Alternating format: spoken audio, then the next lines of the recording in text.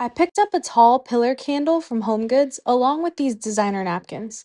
When I got them home, I separated the top and bottom layers of the napkin. Then I wrapped it around the candle, doing my best to keep the pattern lined up.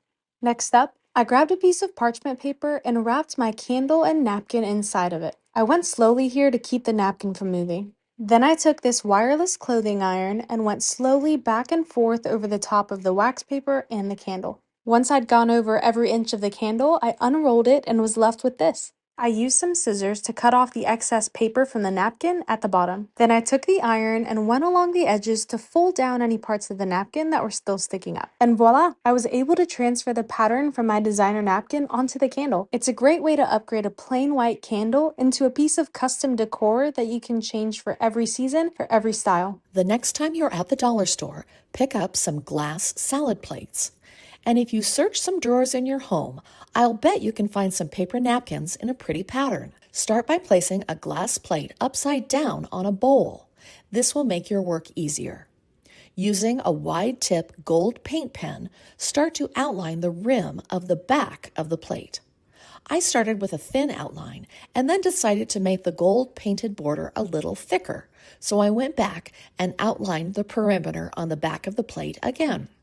Take one of the paper napkins and separate the layers. You will be using just the thin printed napkin layer.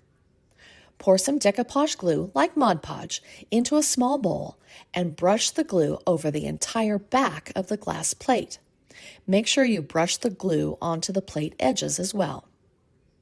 Take the printed paper napkin and place it onto the back of the plate with the design side down. Carefully smooth the napkin onto the bottom and sides of the plate with your fingers. As you smooth the napkin onto the sides, you can make some intentional folds in the napkin so it molds itself to the curved side of the plate. Let the plate sit for about 5 minutes to dry, and then cut away the excess napkin with some scissors. Once the plate has been trimmed, brush additional glue onto the edges of the plate. Then brush a second layer of glue over the entire back of the plate. Repeat this same process with the rest of your glass plates. Let the plate sit for a couple of hours so the glue can dry completely. Now let's see the plates in action.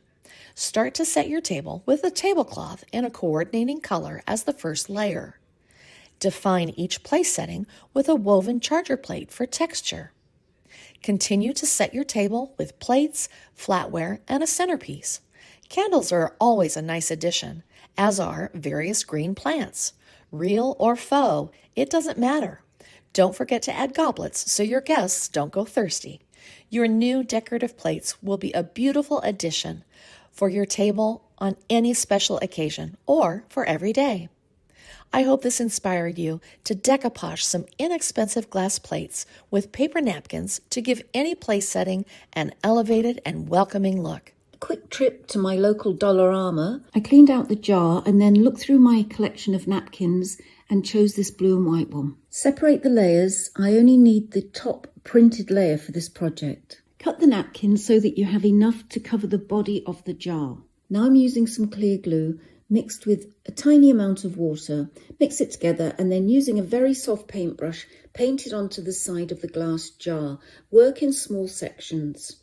Then lay down the paper napkin and pat it down very carefully, and then using a piece of scrunched up plastic wrap, use that to pat down the napkin and eliminate any wrinkles that way. Carry on all around the jar, and if you get to the end and you've got a piece missing, just cut a strip and stick that down in the same way. And now for the bottom of the jar.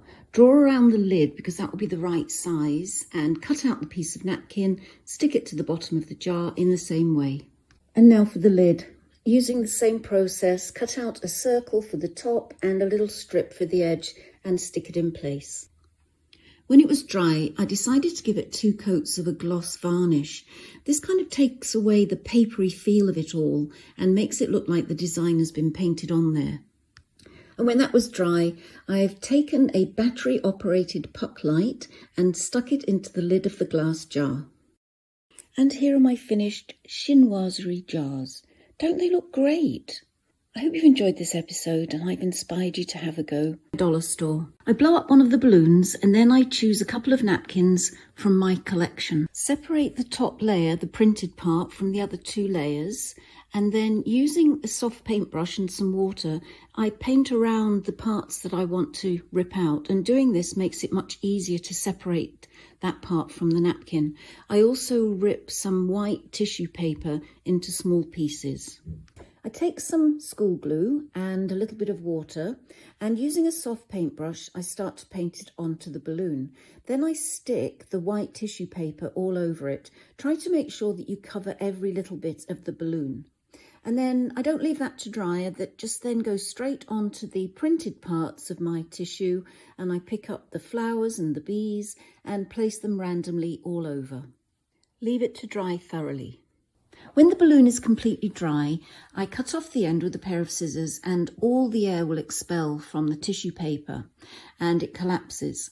Once you take the balloon out, I take a hairdryer and on the cold setting, force some air back into the tissue paper and it will fully expand. Now take a puck light and measure the diameter of it. Mine is 3 inches. So I'm transferring that measurement to the opening part of my lampshade. Then I cut it out carefully. I found a lid from an old canister that was exactly what I was looking for. Place the puck light inside the lid and then pop the lampshade on the top. And here it is at night. Look at the glow from that. Absolutely wonderful. The idea of using very thin layers makes much more light come through this. I hope you've enjoyed this episode and you're inspired to have a go. It's so easy. I picked up this vase and bowl at my local thrift store. First thing I want to do is clean it up really good and then add a light coat of spray paint to the outside. I'm choosing an off-white because that's going to match with what I'm doing in the next step. I'm going to spray these down just one coat and let them dry. Then I grabbed some napkins with a nice pattern on them. I'm going to open up a single napkin, and most napkins are 2-ply, some are 3. This one's only 2, and I'm just going to gently pull apart the layers. I want to save the patterned layer and I can discard that white bottom part. I want to take this pretty pattern from the napkin and apply it to those 2 glass vases. So I'm going to need a little bit of Mod Podge and a paintbrush to do that. So because these are curved surfaces, I can't just put the napkin right on top. I want to cut it down into smaller pieces so I can lay it over the curved surface without getting too many wrinkles or folds. I'm going to start by applying a generous layer of Mod Podge to a section of the larger vase. Then I'm going to place the napkin on top and just gently press it down with my fingers. This can be kind of a messy job, but using your fingers is really the best way to do this. I want to smooth it out. There are going to be a few wrinkles, but not too many. I just want to smooth everything down so it sticks. With the main part covered, I can go ahead and cover the bottom and the edges with smaller pieces. A good tip is to cut slits into the side of the napkins. It's going to help them fold down and overlap a little bit nicer. I'm using the same process to cover the smaller vase with the napkins as well. Once both of these pieces are completely covered, I want to set them aside to dry so all that Mod Podge dries.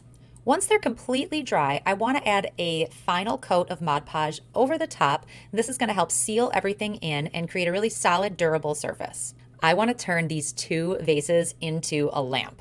So I am going to use some really strong glue. I grabbed some super glue here to attach the smaller one to the bottom of the larger one. There are a couple options for turning this into a lamp. There are traditional puck lights that you just press to turn on and off, or you can get these little lights that are remote controlled. I hope this inspired you to pick up some thrift store vases or use some that you already have and turn them into a decoupaged lamp. Thanks for watching Home Talk. We'll see you next time.